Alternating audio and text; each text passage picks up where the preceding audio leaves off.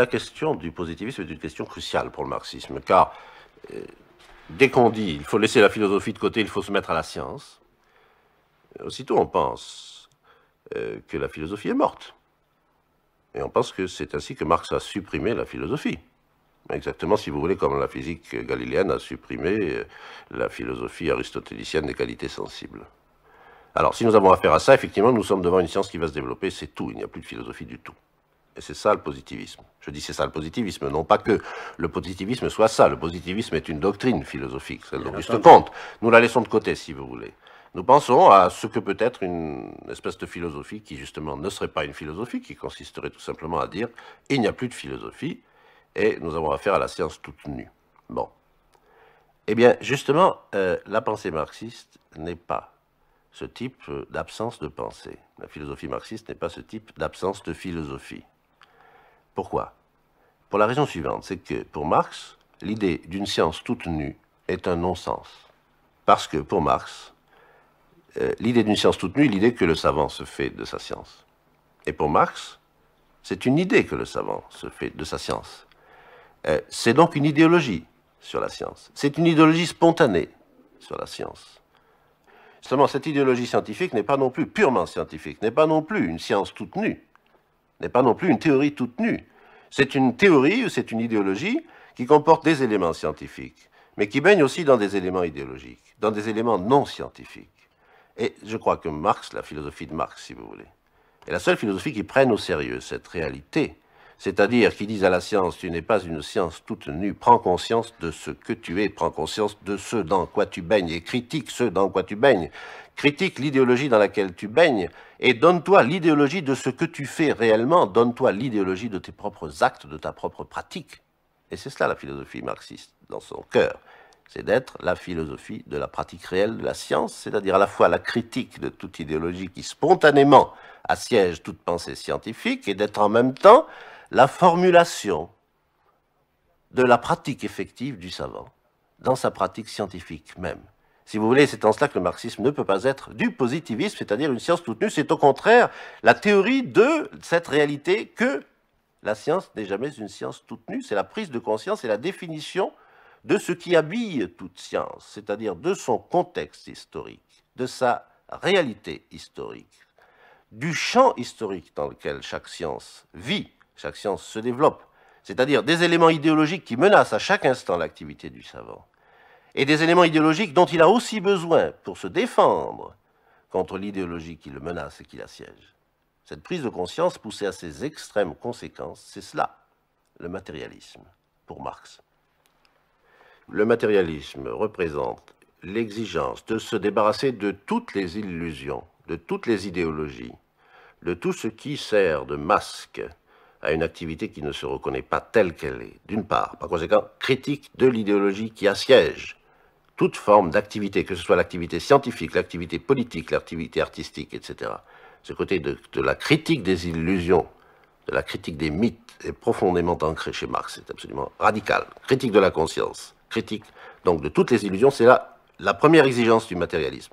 La seconde exigence du matérialisme, c'est, et celle-là est évidemment beaucoup plus profonde encore, car la première n'est que critique, mais la deuxième est positive. C'est de considérer que toute activité humaine est située dans l'histoire. Que cette situation dans l'histoire ne peut pas être comprise simplement par un simple mot, comme un certain nombre de philosophes le font maintenant. Ce n'est pas l'historicité qui explique le fait d'appartenir à l'histoire, l'appartenance à l'histoire. Ce qui est beaucoup plus important, c'est de savoir à quel champ historique déterminé une activité appartient. C'est-à-dire à quelle structure sociale existante, à quelle formation sociale existante, une activité déterminée appartient. Et c'est de savoir sur quoi est fondée cette formation sociale déterminée, c'est-à-dire de connaître le mode de production dominant sur lequel toute une formation sociale est fondée. Le matérialisme, dans cette seconde acception positive, est une pensée qui rapporte toutes les formes d'activité à l'activité fondamentale, à la pratique fondamentale d'une formation sociale déterminée, c'est-à-dire d'un temps déterminé. C'est ainsi que pour Marx, l'activité scientifique est reliée, évidemment par toute une série d'intermédiaires, au mode de production déterminant, au mode de production dominant d'une formation sociale déterminée. Il n'est pas possible de comprendre, par exemple, le développement prodigieux de la recherche scientifique dans la période contemporaine sans savoir qu'elle est liée à des modes de production qui attaquent la matière dans des domaines stratégiques qui autrefois étaient interdits à la pratique humaine. Si vous avez bien voulu nous suivre jusqu'aux dernières conséquences de ce qu'est la critique de la philosophie chez Marx, c'est-à-dire si vous avez bien voulu accepter que cette critique de la philosophie n'était pas un positivisme, si vous avez bien voulu accepter que cette critique supposait une pensée positive et que cette pensée positive était la mise en évidence des conditions fondamentales de toute activité humaine, y compris l'activité scientifique, comme reliées à ces conditions historiques dominantes, c'est-à-dire en l'espèce au mode de production existant dans une formation sociale déterminée, à partir de ce moment-là, vous nous avez suivis jusqu'au point où Marx a voulu aller, c'est-à-dire jusqu'au point où sa pensée théorique est en prise directe sur la réalité. C'est à la fois pour rencontrer cette réalité, et en même temps c'est parce que, l'ayant rencontrée, il voulait montrer qu'elle concernait toute l'activité humaine, qu'il a énoncé cette pensée sous cette forme, et c'est pourquoi sa pensée n'est pas une philosophie ou n'est pas une science nue, mais une science doublée d'une philosophie qui est la philosophie même des conditions de possibilité réelles, historiques de cette science. Puis à la 11e thèse sur Feuerbach, Marx dit jusqu'à présent, le monde, les philosophes l'ont interprété de façon diverse, il s'agit maintenant de transformer. Bon, ce texte, si vous voulez, peut avoir des résonances volontaristes, comme s'il s'agissait un beau jour de se décider à passer aux actes, c'est-à-dire de rompre avec une attitude théorique et philosophique contemplative, purement passive, celle d'un regard, celle de l'intelligence des choses, pour passer à une attitude pratique, une attitude de l'action politique, de l'action révolutionnaire. Eh bien, je crois que ce serait mal comprendre la pensée de Marx. Car il s'agit de transformer le monde pour une raison fondamentale, c'est que le monde est lui-même transformation de soi.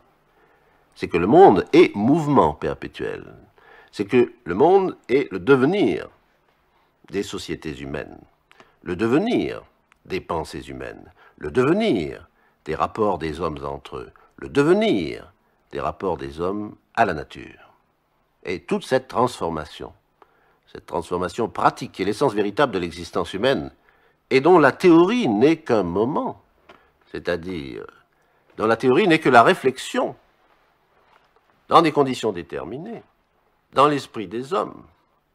Tout ce mouvement repose en définitive sur la pratique fondamentale, c'est-à-dire les rapports que les hommes entretiennent avec la nature, la façon dont les hommes s'attaquent à la nature, le type de rapport qu'ils entretiennent avec elle. Ce type de rapport change. Quand on cueille des fruits aux branches d'un arbre, quand on plante un arbre pour en cueillir les fruits, ce n'est pas le même type de rapport. Quand on chasse une bête dans les bois, ou quand on garde des troupeaux dans des prés, ce n'est pas le même type de rapport. Quand on laboure la terre, au lieu de ramasser les fraises sauvages que le printemps peut y avoir fait pousser, ce n'est pas le même type de rapport. Quand on fouille la terre pour y trouver du minerai, ce n'est pas le même type de rapport, etc. Je ne développe pas. Vous voyez qu'on peut entretenir avec la nature des types de rapports différents et que ces rapports sont des rapports fondamentalement actifs, fondamentalement pratiques, c'est-à-dire supposent un certain mode de production, comme dit Marx, caractérisé. Eh bien, si vous voulez, toute l'histoire humaine étant commandée en dernière instance par le mode de production existant et par la transformation des modes de production, vous voyez que le monde, c'est-à-dire le monde des hommes, le monde de l'histoire humaine, et le monde des hommes dans leur rapport avec la nature, est en perpétuelle transformation, et transformation de soi.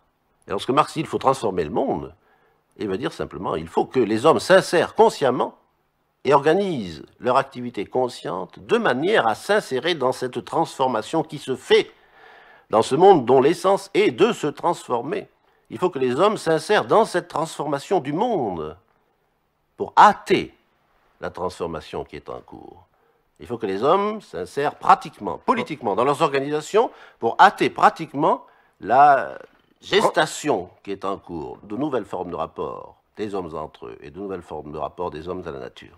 C'est-à-dire reconnaître la nécessité qui est en cours, reconnaître le type de nécessité de la transformation du monde qui est en cours, d'une part, D'autre part, s'organiser de telle sorte que la conscience devienne agissante, c'est-à-dire organisée en l'espèce des partis politiques, pour Marx, il s'agissait de ça, et des partis politiques organisés de telle manière qu'ils fussent efficaces et qu'ils s'insérassent exactement dans le devenir politique et social du monde, c'est-à-dire dans la nécessité même, au point exact. Il ne s'agit pas de rater le train de l'histoire, il faut monter dans le train au bon moment. Il faut savoir à quel moment s'insérer dans un processus nécessaire. On ne peut pas s'insérer n'importe où, n'importe comment, et à n'importe quelle condition. Penser toutes ces conditions, les réaliser, c'est cela, la conscience, que Marx appelle. Et c'est cela, la conscience dont il attend justement cette accélération du mouvement de l'histoire et de la nécessité de l'histoire. C'est cela, transformer le monde, c'est s'insérer dans sa transformation de façon consciente pour en hâter l'échéance.